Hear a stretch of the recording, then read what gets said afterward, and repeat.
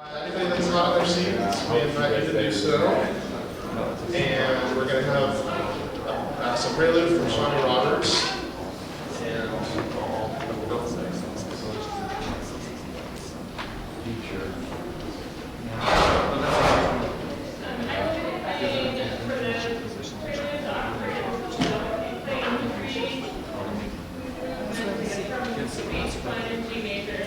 I don't know how to run this yet, so unless you need me. She gave it to me when I was 16, and it started showing when I was getting a little bit comfortable, and still and she passed away in April, so in my heart today. So this is for me.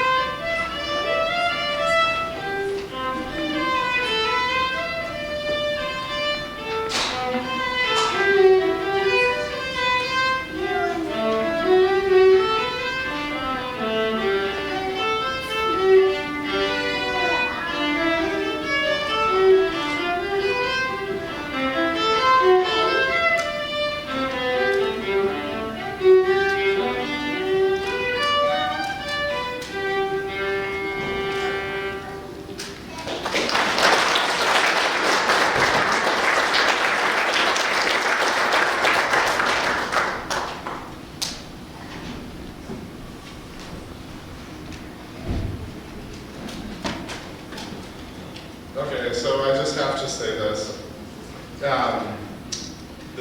A preface, if you will. This is like my 8th time myself here, but I'm going to be conducting, if you will. So bear with me when I get these. Okay.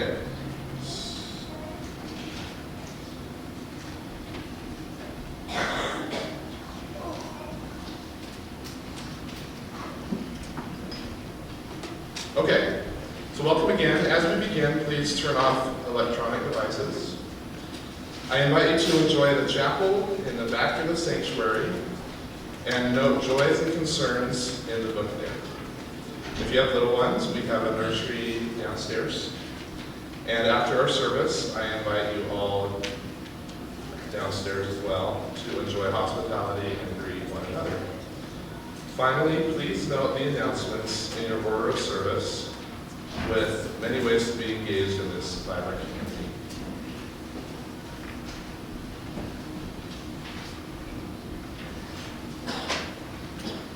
It's a pleasure to see so many people out here in the summer. That's great.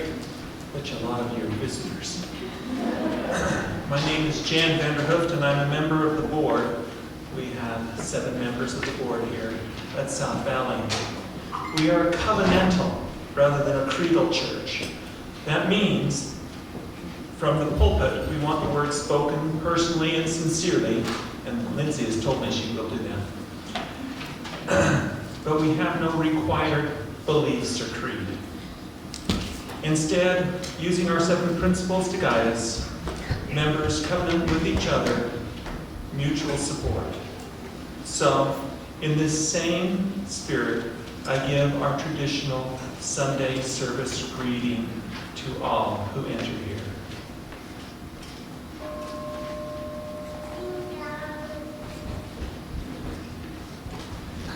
Come, come, whoever you are.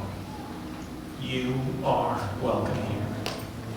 No matter your age, your size, the color of your eyes, your hair, your skin, you are welcome here. No matter whom you love, how you speak, or whatever your abilities, you are welcome here. You are welcome here, whether you come with laughter in your hearts or tears. You are welcome here. Not just your willing hands, your loving heart, or your open mind, but you, the complete you, exactly as you are. You are welcome here.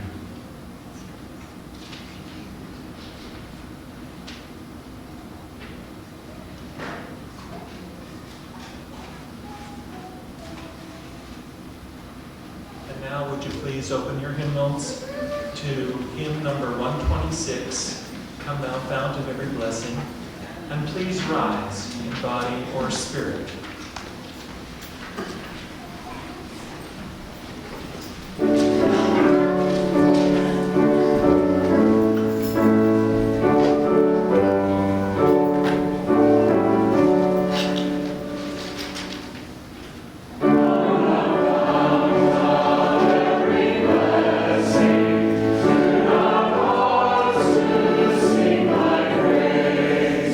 Strength of mercy.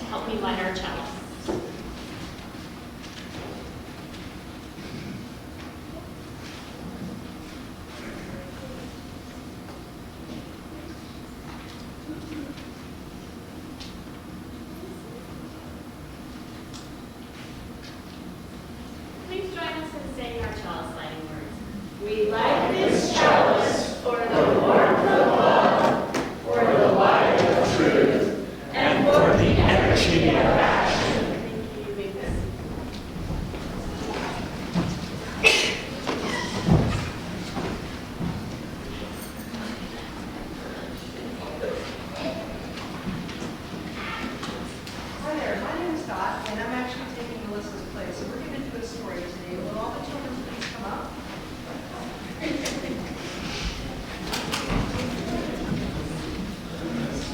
Who wants to hear a story? And you have to guess what animal I am if I walk like this.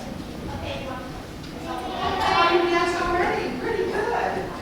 Wow. Thank you. Okay, this story is called And Tango Makes Three. And there are all sorts of different kinds of families in the world, just like there are all kinds of different people. There are families that have dogs and cats, and maybe there's one person in the family, and there's moms and dads, and there's dads and dads, and there's moms and moms, and there's a whole array of different kinds of families, and grandparents, and their grandchildren are also families, lots of different kinds of families. So I'm going to read this story, and I want you to guess what kind of family this is, okay?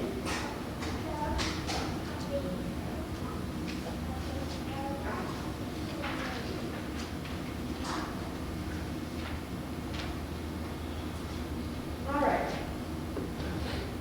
In the middle of New York City, there's a great big park called Central Park. Children love to play there. It has a toy boat pond where they can sail their boats. It has a carousel to ride on in the summer and an ice rink to skate on in the winter. Best of all, it has its very own zoo. Every day, families of all kinds go to visit the animals that live there. Has anybody been to the zoo this year? Did you guys see anything really cool in the zoo? Like penguins? Yeah? Cool. So this is Central Park and this is the zoo. Central Park.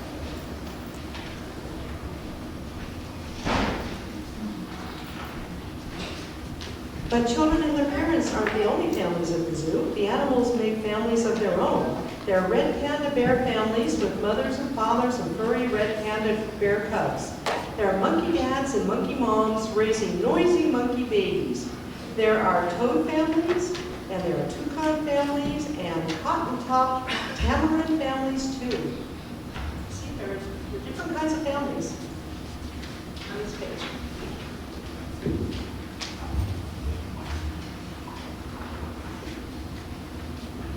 And in the penguin house, there are penguin families. Every year at the same time, the penguin girls start noticing the penguin boys. And the boy penguins start noticing the girls. When the right girl and the right boy find each other, they become a couple. Isn't that cool? All different kinds of penguins there.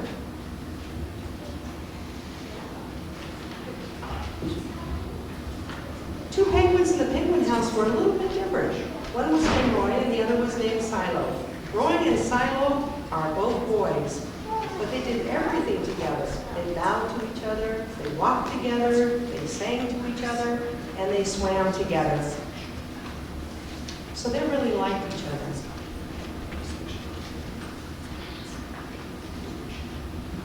They didn't spend much time with the girl penguins, and the girl penguins didn't spend much time with them. Instead, Roy and Silo wound their necks around each other. Their keeper, Mr. Gramsci, noticed the two penguins and thought to himself, they must be in love. Roy and Silo watched how the other penguins made a home. So they built a nest of stones for themselves.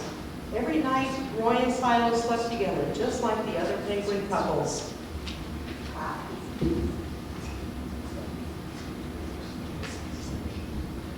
And every morning, Roy and Silo woke up together. But one day, Roy and Silo saw that the other couples could do something they could not. The mama penguin would lay an egg. She and Papa penguin would take turns keeping the egg warm until finally it would hatch. And there would be a baby penguin. Have you heard about that with birds? That the mama, yes?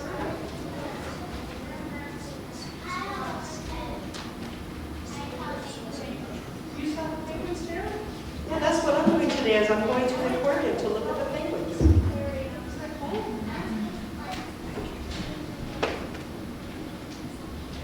You did see penguins there too. Wow. Has anybody been to their aquarium? Roy and Silo had no egg to sit on and keep warm. They had no baby chick to feed and cuddle and love. Their nest was nice, but it was a little empty. One day, Roy found something that looked like what the other penguins were hatching, and he brought it to the nest. It was only a rock. But Silo carefully sat on it and sat and sat and sat. And guess what happens when you sit on a rock? Nothing. And sat. When Silo got sleepy, he slept. And when Silo was done sleeping and sitting, he swam and Roy sat. Day after day, Silo and Roy sat on the rock. But nothing happened.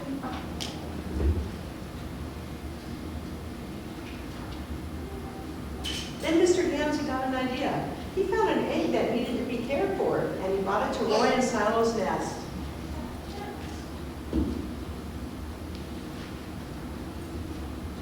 Roy and Silo knew exactly what to do.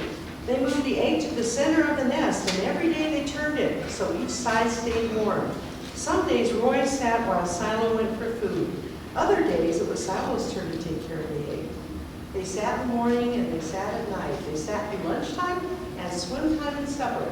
They sat at the beginning of the month and they sat at the end of the month. They sat all the days in between. That's a long time of sitting, huh?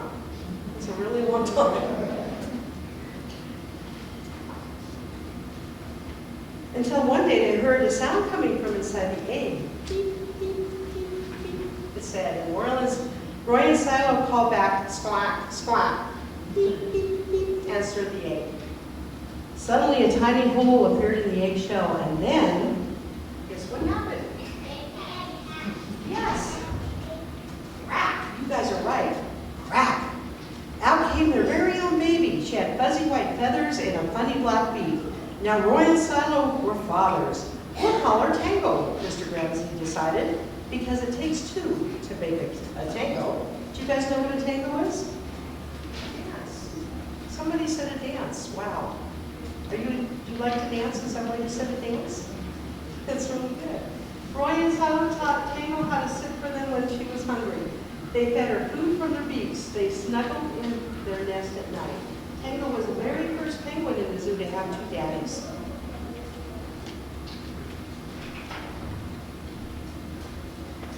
Soon Tango grew strong enough to leave the nest. Roy and Silo took her for a swim, just like all the other penguin families.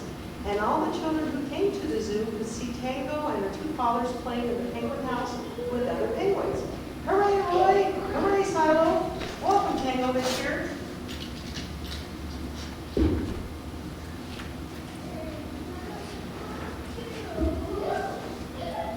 At night, the three penguins returned to their nest, where they snuggled together and like all the other penguins in the penguin house and all the other animals in the zoo and all the families in the big city around them, they went to sleep. And I think that's the end of the story. So what is the story about, you guys? Families and these penguins, what happened with these penguins? I mean, it sounds like there was a different kind of family. Instead of having one dad and one mom, I had two dads and 0 moms. 0 moms. And you know, the story is with all different kinds of family, you know what holds a family together is love.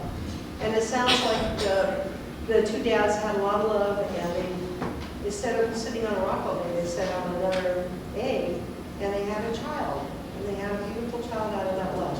So I guess we're done with the story. Thank you for listening. And I guess you can go downstairs and enjoy your day, okay? Bye-bye.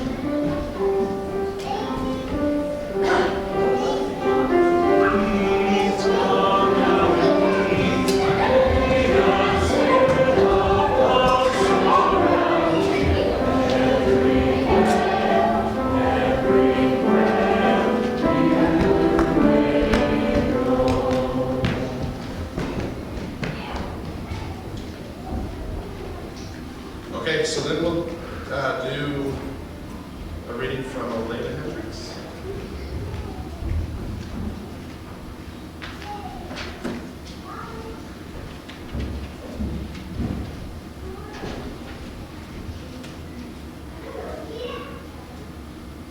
This poem by Alice Walker is dedicated to Congresswoman Gabrielle Giffords, a victim of gun violence in Tucson, Arizona in 2011. The tragedy of her shooting became a collective sorrow as the deaths of our young people in Utah become our shared suffering. We thank her for reminding us that we must change. Word reaches us that you are sleeping. Dismayed, we have turned to the sea. We encounter, among others walking there, a sense of what we have lost, the expanse of humanity's sensitivity to the oneness of itself.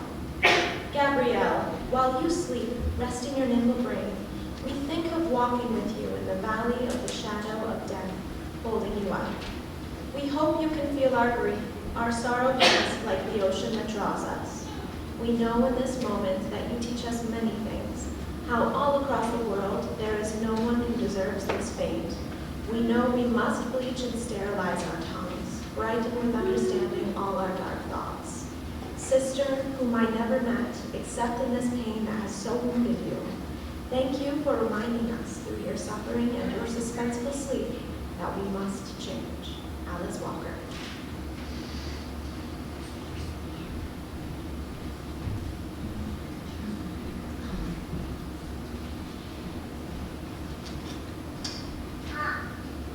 We're now going to do the offering. And typically the offering is preceded by offering words, which I will be giving. And before I do, I want to say that so every couple months there will be a different recipient of the offering. And this organization for July and August is the Bicycle Collective. It's a local organization that shares the virtue of recycling as a sustainable form of transportation and as a cornerstone of a cleaner, healthier, and safer society.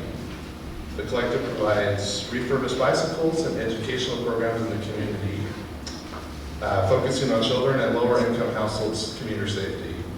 They also refurbish bicycles for nominal resale and charity, operate bike shops across the Wasatch Front, sponsor bicycle maintenance clinics, provide free bicycle parking at public events, and operate an Earn a Bike program for kids. This offering is not mandatory or anything, just give if you want to. And that said, will you join with me in saying the words printed on the order of service under offering words for this offering? We are God's church. We are its hands, its heart, its voice. Together we share in the wealth of this community and sustain it with our gifts. Okay. Now, invite those who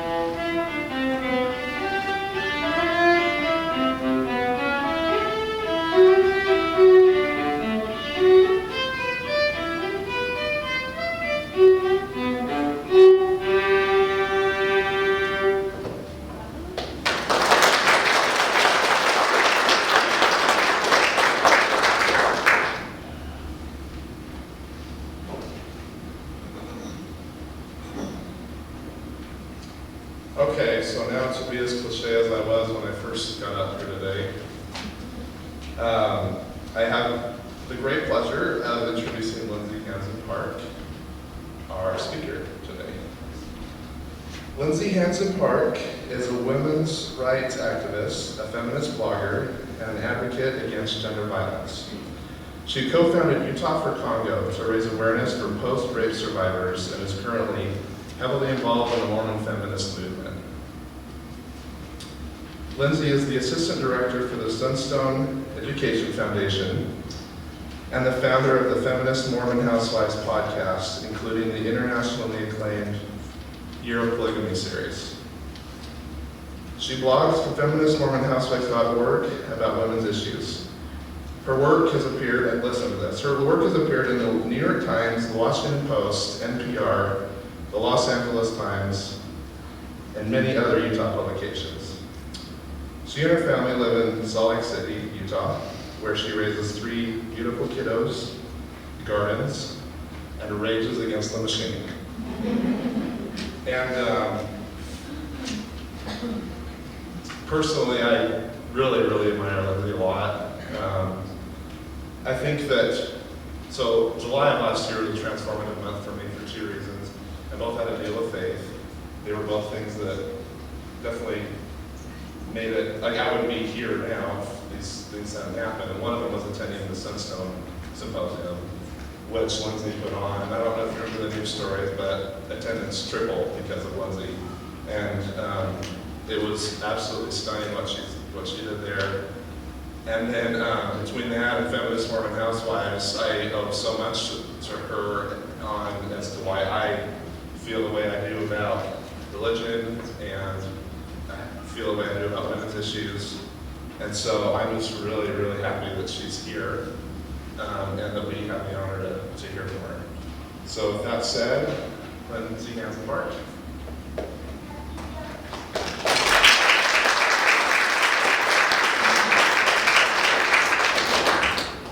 Wow, thank you for that.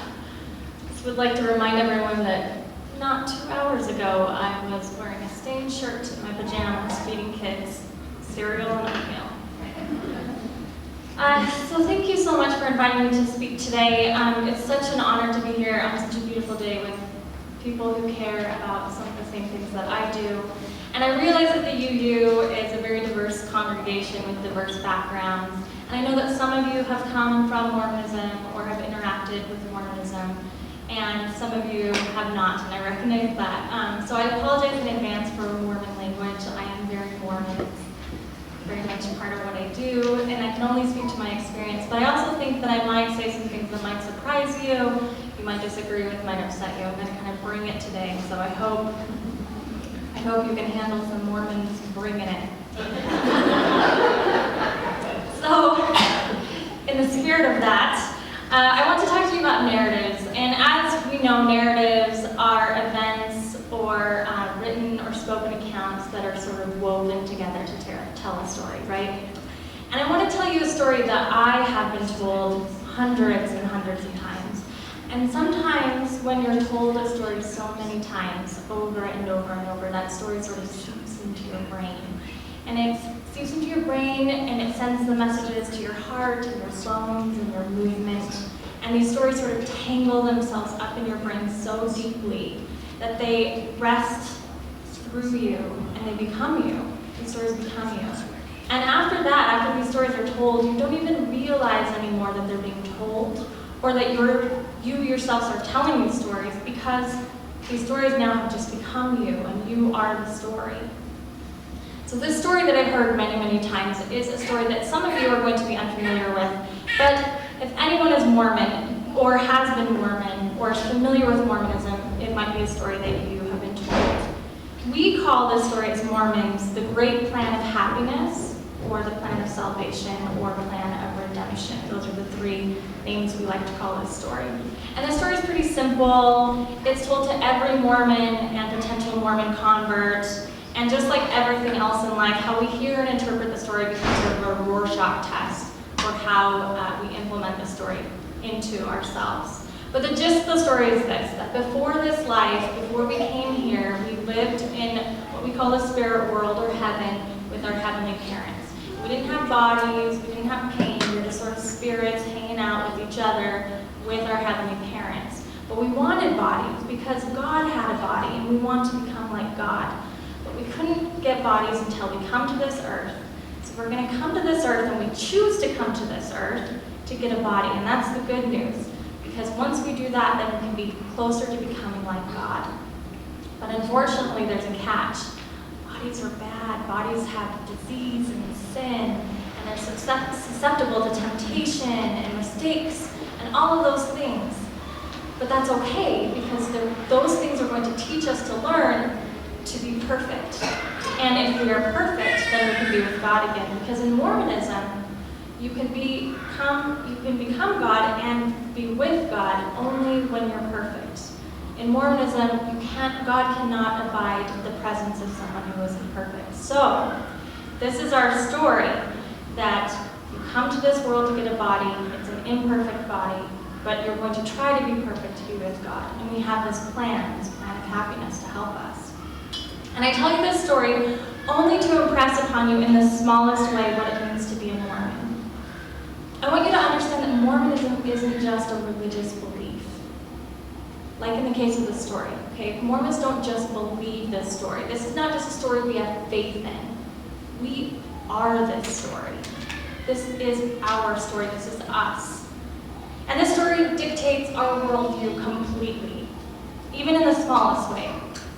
I always say that Mormons baptize by full immersion, which means to become a Mormon, they have to dip you in water all the way to be fully immersed. Even if your hair comes up, they make you do it again. Full immersion. Well, Mormon doctrine and theology is the same way. It's full immersion. It permeates your soul. It gets into every little nook and cranny in there, and it's full immersion. And that's what it's like, for better or worse. It permeates, it immerses your identity in Mormonism. And that's why, as many of you know, it might be difficult to leave Mormonism. We actually have a phrase in the LDS Church that we say, you can leave the church, but you can't leave it alone. How many people have heard that phrase before? I figured. The phrase is supposed to be derogatory towards apostates or those who leave. It's sort of a cautionary tale, meaning there's no happiness outside of the church. And the reality is, there isn't happiness outside of the church. At least not in the way it's defined for us as Mormons, because happiness is prescribed and defined and dictated and drilled in a very Mormon-specific way to us.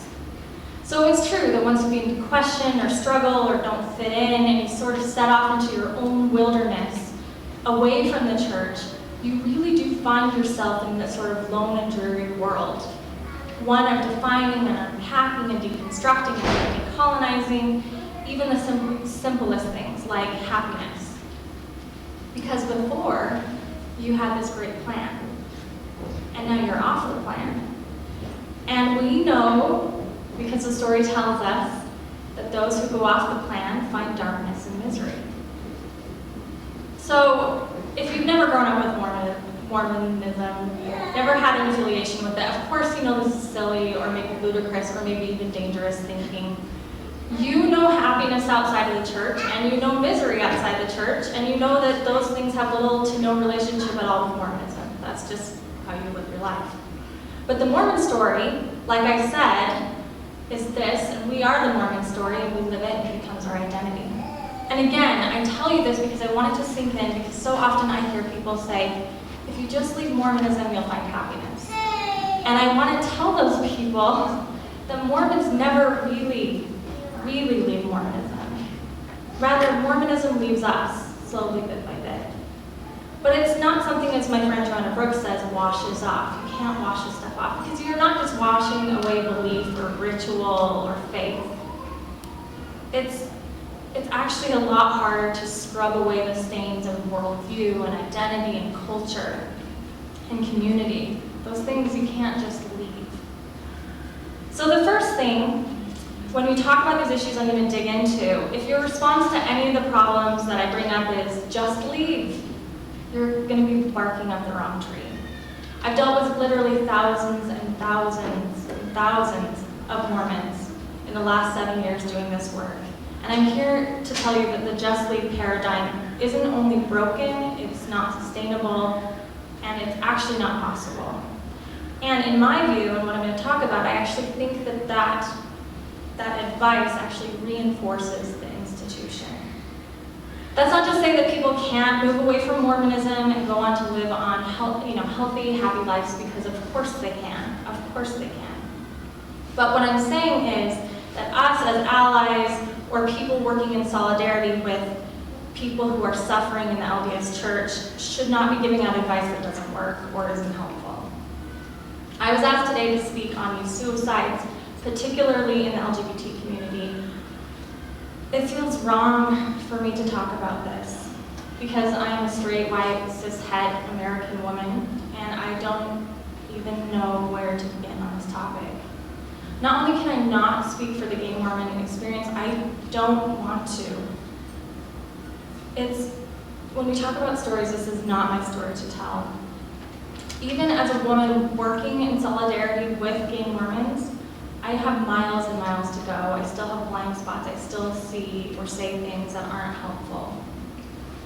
But I do think I speak to something that I have in common with my LGBT brothers and sisters in the Mormon faith, and it's our shared language. And our shared language is not just a faith language, although that is true. It's also, for some, a language of shame. Because here's the thing that we Mormons don't like to talk about or acknowledge, but our faith language is really laced with shame. So much so that, like the plan of happiness, it weaves itself so subtly and forcefully through our lives and minds and hearts that it just becomes us, and we become it. And I could give you the entire history on Mormon shame and where it comes from and why it's here, because that's a fascinating story, but that's a talk for another time. Instead, I just need you to know that because we have the plan of happiness, we can't equate happiness without shame. Shame is the air we breathe for so many of us.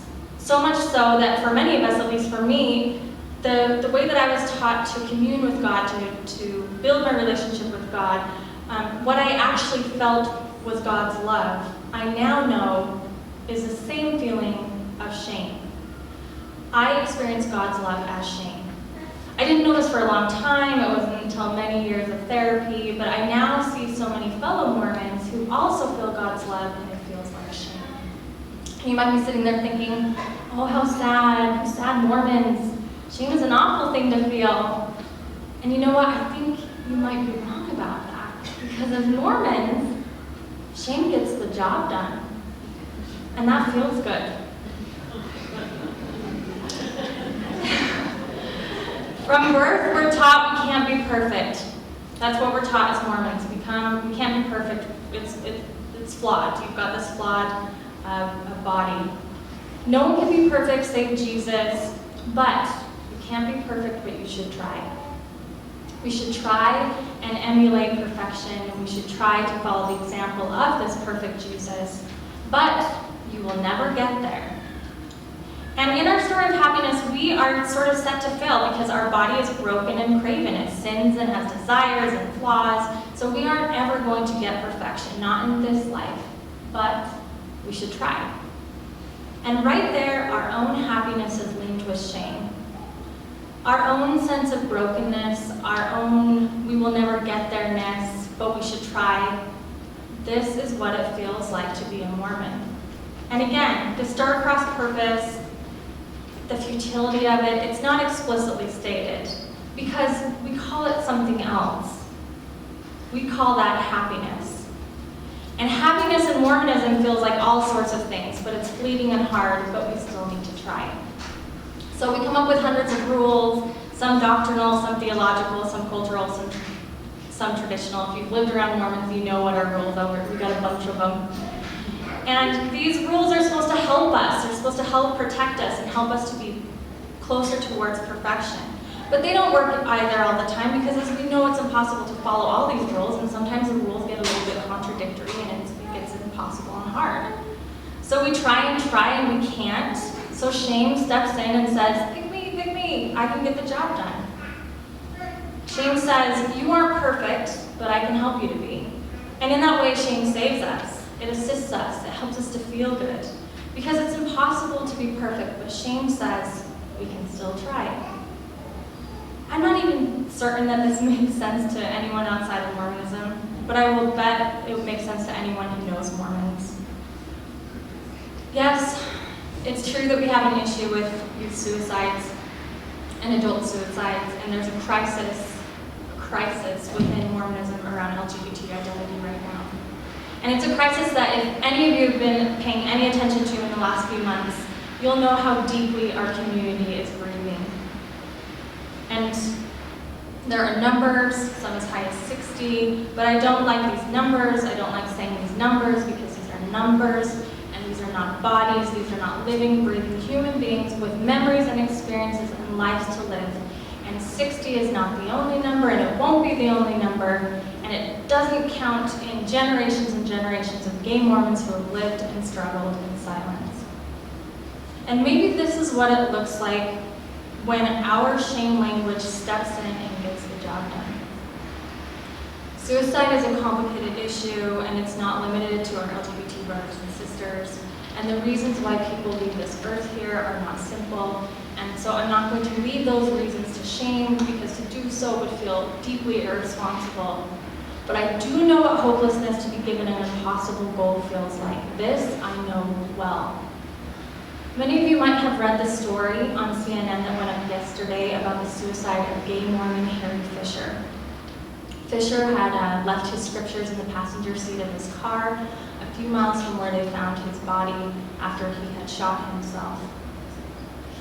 His scriptures were open and bookmarked to Matthew 16:25, which reads, quote, "For whosoever will save his life shall lose it, and whosoever will lose his life for my sake shall find it."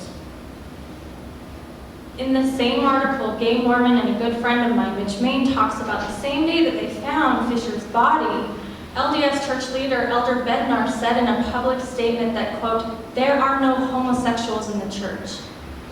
Mitch said, "You do not get a greater rejection than a top leader telling you you do not exist."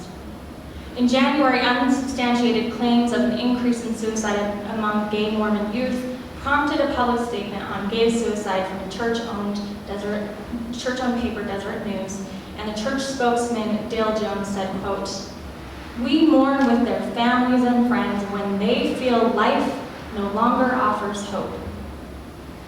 I want to talk about this damnable statement for a moment. A statement that says life no longer offers hope. Not only is this statement insulting and victim-blaming and disgusting, it's also misguided and dishonest. It's not life that doesn't offer hope to Mormons. It's everything. Because when the plan of happiness is you, it's your identity and your worldview and the blood in your veins, and you are erased from this, hope does not exist. It's not there for you because you don't exist. And yet, you know you exist. You feel that you do. You feel your own heart pumping in your chest. You feel the air going in and out of your lungs. You know that you exist, and yet the people who speak for God tell you you don't exist. So what are you to do? This is a problem. And now you become a problem. And now you're a problem to be solved and an issue to be fixed. And maybe you'll be fixed in the next life, maybe. But you won't be fixed in this life. But you should try. It's impossible and it's hopeless and it's cruel, and we call it happiness. So I tell you this to say that it isn't simple, that just rescuing people that don't fit within Mormonism doesn't work. That's not how fundamentalist faith works. Like I said, I worked with thousands of Mormons, including many Mormon fundamentalist polygamists, and it doesn't work like this. Many people, when they struggle to Mormonism traditionally, come to their struggles through historical issues. So a lot of the people that I work with come because they found out, Joseph Smith did this or that, or maybe Mountain Meadows Massacre, or Book of Abraham, or something like that. That's really the traditional, common narrative. And it's really good because what this does when you come to your doubts this way is it disrupts your paradigm and thinking of perfection and infallibility. And it's actually very liberating and freeing, albeit painful as hell, when you learn that Joseph Smith was a bit of a mother effer.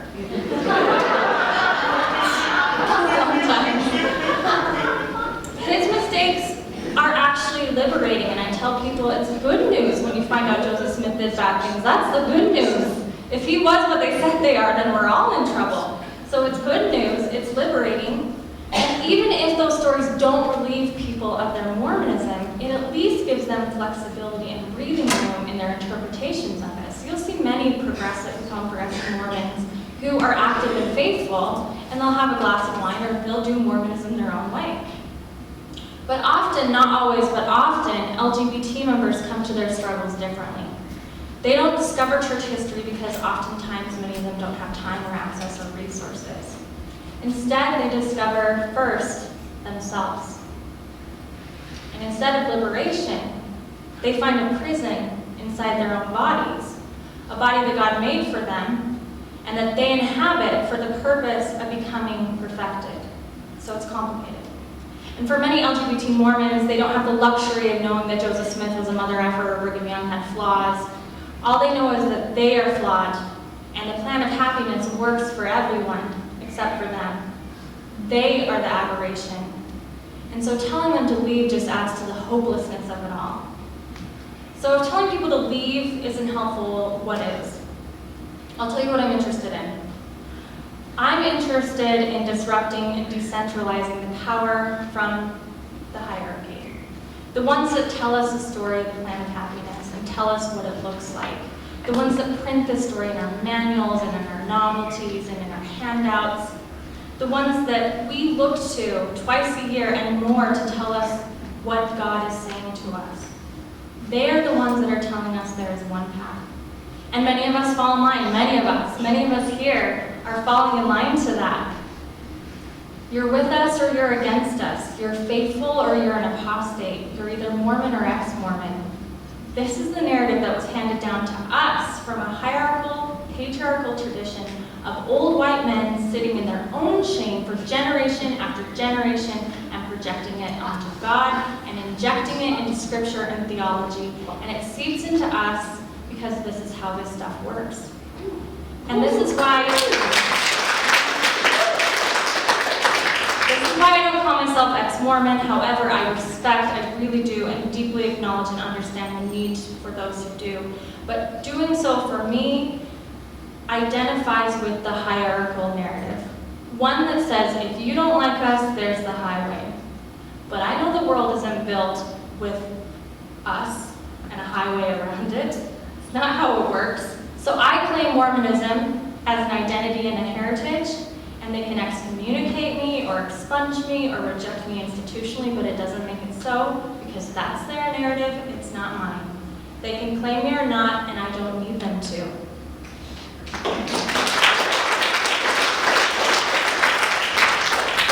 This clapping is so easy. I'm seeing a concerning trend where the narrative, the response to the path that LGBT members are seeing is one of suicide. And this is not the narrative being reinforced by LGBT Mormons. This is the narrative being reinforced by allies, by us.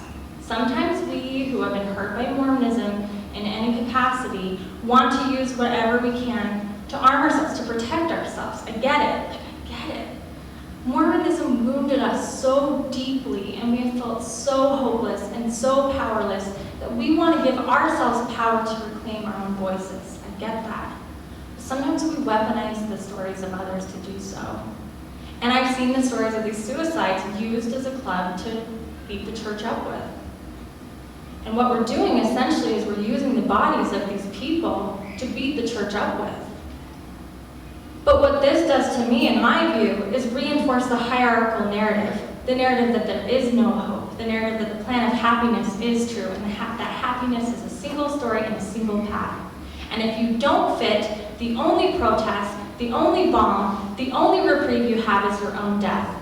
And this isn't just LGBT people. This is every Mormon who's ever felt despair and hopelessness, the misery and the thoughts of suicide. When we tell these stories as cautionary tales against Mormonism, we run the risk of reinforcing the hierarchical narrative.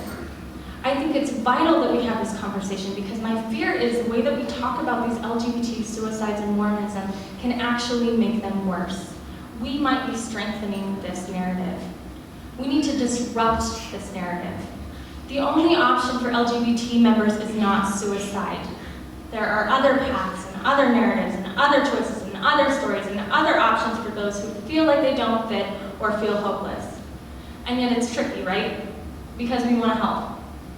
We want to beg people to stay. I have an inclination to beg people to don't go, don't take your life, to stay here, to not leave us, to choose this path. You can do it. But I will never again tell an LGBT person that they need to stay here in the face of such hopelessness. That's not my place. Their path is not my path. I don't live in their body. I don't know what it's like. But I will tell you today what I'm going to ask of myself. And maybe you can derive something from that. When I feel the crushing helplessness, the weight of the great plan of happiness smashing into my shoulders and crashing into my lungs and my heart, I will resist.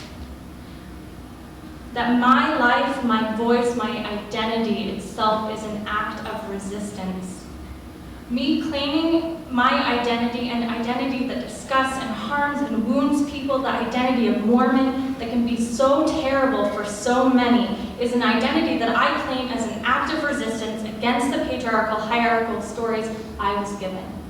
It's not the path for everyone, that's the path for me. And what can we do for an ally for these Mormons who are hurting? Is not to offer them another path. Pathways are plenty, and they're going to find their own, and they're going to find one that works for them. But what we can do is reaffirm and validate their experiences and their identity. So, who is it that says you can't be gay and Mormon? Is that us or the church? Who is it that says you have to be gay and celibate? Is that us or the church? Who is it that tells us that church is hopeless and dark for gay people? Who is telling these stories and spelling out these narratives, and which stories are we taking part of? The reality is, well, the reality. There are thousands of paths, and the one you're on is the one you're on, and that's the valid path because you're on it. Because it exists, and you exist, and you feel the air in your lungs, and you know that the path you're on is your path. And if there is a God, that is the gift. That happiness is so unique, so specific, so sacred to the individual that it cannot be prescribed, only experienced as a direct result of 100,000 different memories and choices and experiences. We claim this happiness by not reinforcing a narrative that says there is only darkness and light. A narrative that we didn't create, that we didn't write or live or breathe. We help by not making space for others, but making space for ourselves first, claiming and honoring it. And that's where we start. We start there. And then, and only then, when we have claimed the space, we need to disrupt the single story, the single narrative, the single definition of happiness. Then we can find space honoring and protecting the spaces others have made for themselves. May we live as an example of resistance. May our lives be resistance itself. May our stories, our paths, our choices disrupt and deflect and dismantle the hierarchical, patriarchal narratives that we have been given. This is my prayer.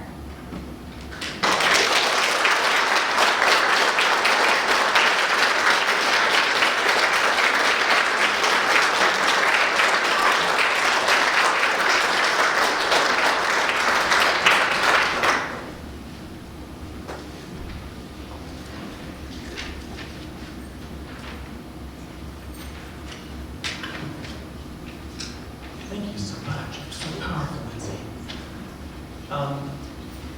I was asked by a congregant here, and I think it's more than appropriate if we, with respect to the people Lindsay was referring to, as well as to the more recent events, the police shootings to terrorist actions, maybe they're not terrorists, I don't know, but killing insane.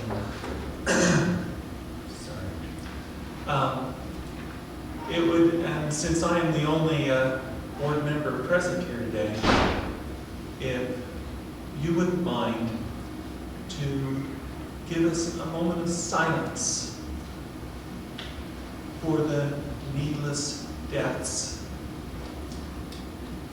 that we all know about.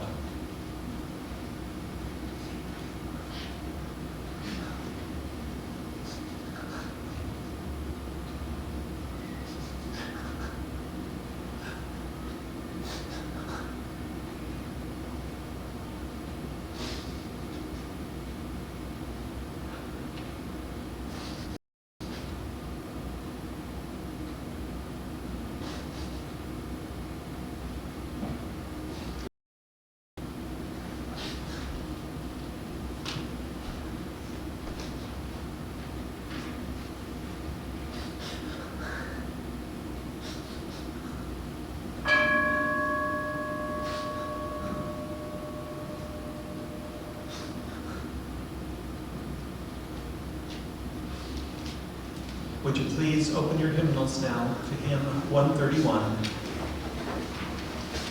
Love will guide us, and please rise in body or spirit.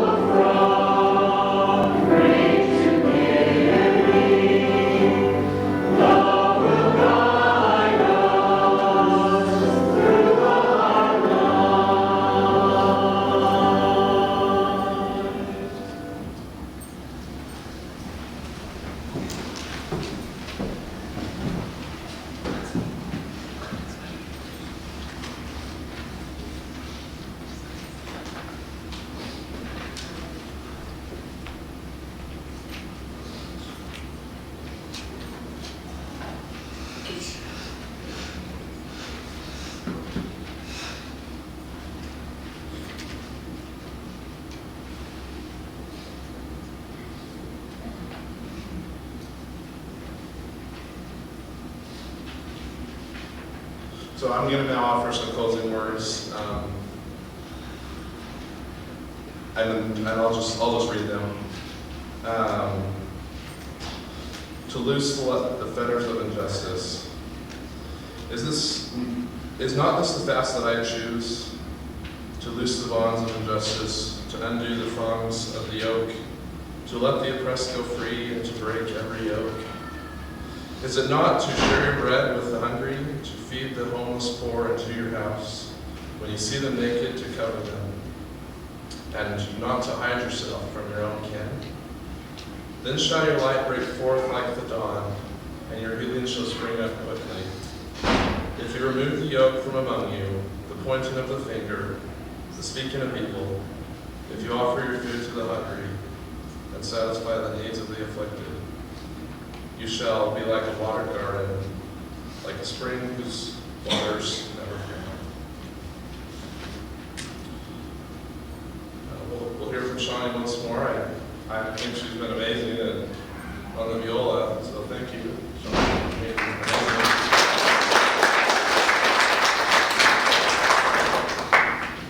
She'll be playing Bronte from Suite 1 in G major by Bach.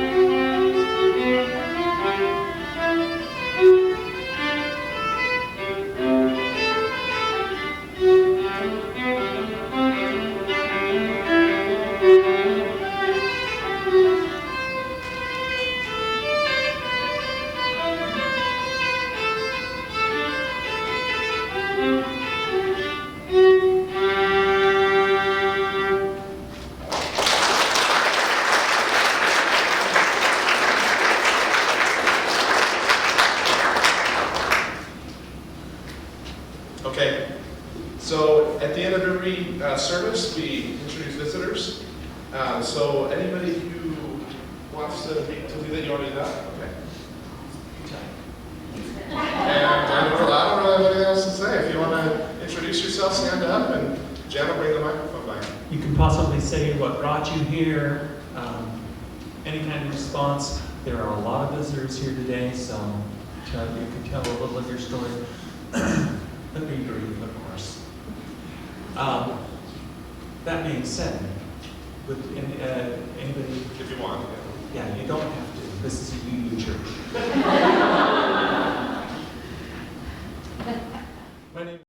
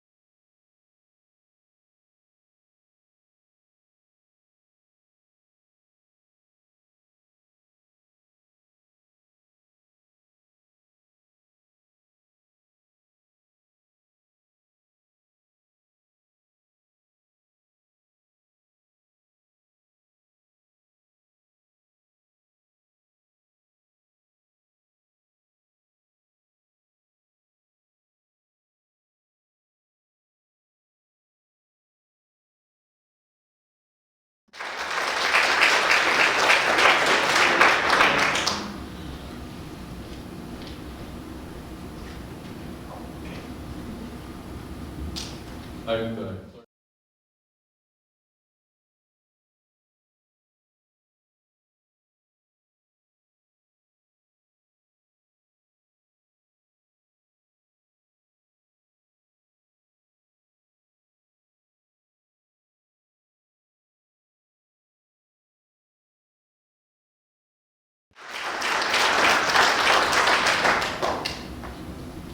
I know there are more visitors.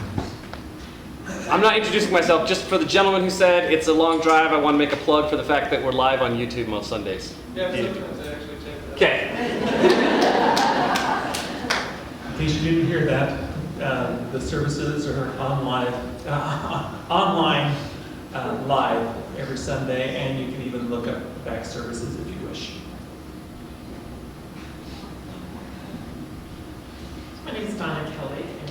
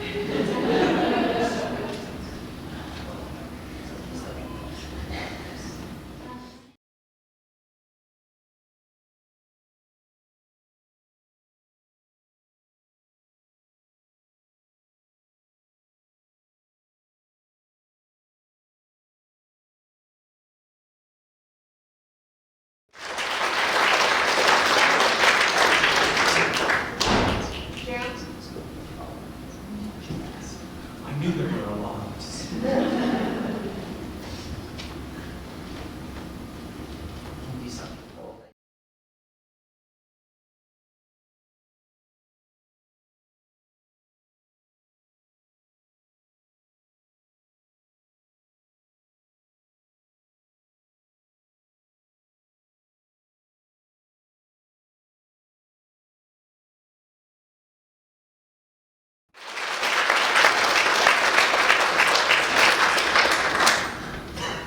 Now, if I miss the hands, help me out.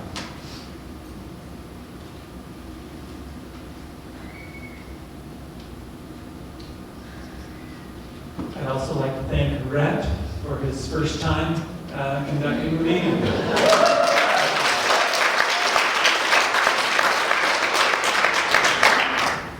And in the old phraseology, I turn the time to you, Rhett.